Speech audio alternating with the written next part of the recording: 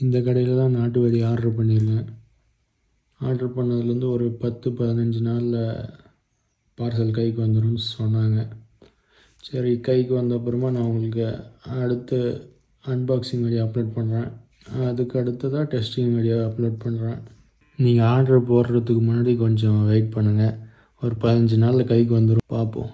வந்த அப்புறமா தான் தெரியும் பேக்கிங்லாம் க்ளீனாக இருக்கா, ஏதாச்சும் கம்ப்ளைண்ட்லாம் இருக்கான்னு நான் சொல்ல முடியும்.